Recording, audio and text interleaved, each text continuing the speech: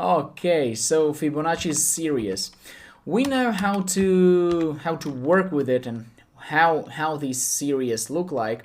And just a quick reminder, we know that the first element f0 equals to what? To 0, and that f1 equals to 1, and then f2 equals to 1 also, right? The sum of the two previous values.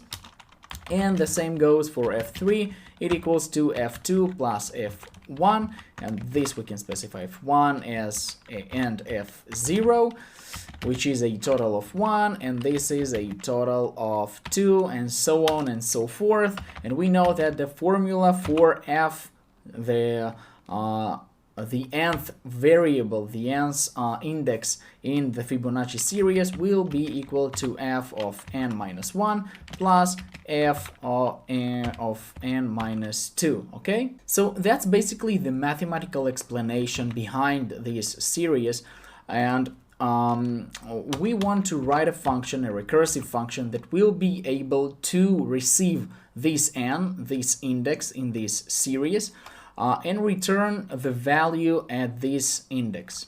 So one of the ways to do so is to use, first of all, recursion, okay? We could solve it using iterations, but we will solve it using recursions. And the first thing that we are going to do is to create our function, which will be of type int, because we are working with integers here, and we will call this function a Fibonacci, if I'm not mistaken. And here we are going to specify the index itself that this function will get. So n specifies the index, and we are looking for the value in this particular index. So how should we do it? We know that if we take a look at this formula that we had in the explanation of the challenge, we can see that we have here two base cases. And the first base case is if n equals to 0, then the value at this position also will be 0. So the first condition will look like this: if n equals to 0, then return 0. That's it. And also another base case and stopping condition will be if n equals to 1, then return 1, right? Because we can see that no mathematical operation is required here. And from n, when n is greater than 1, meaning it's 2 or higher, then we should use some formula to find out what will be its result. And this recursive function, recursive call, we know that this function, this Fibonacci, knows to find the value for at this given index n. So Fibonacci knows to find the value at a given index n.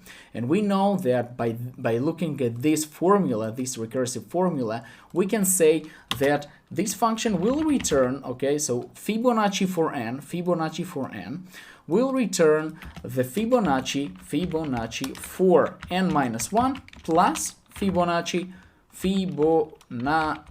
for n minus 2. Is that clear so far? We simply take the rules from the mathematical explanation that we had in the challenge introduction.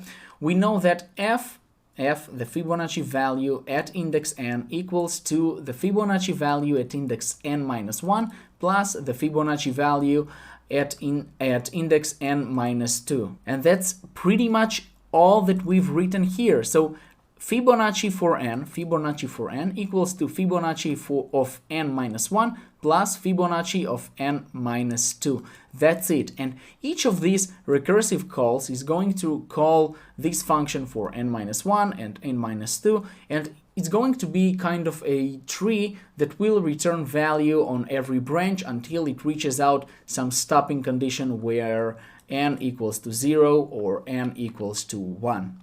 So I hope that's clear. We are not going to write some main function in this video because it's pretty simple. Just create some variable and call this function for whatever index you want and print the result, and just open up Wikipedia or Google to compare and see that your printed result is as expected. So I'll see you in the next challenge.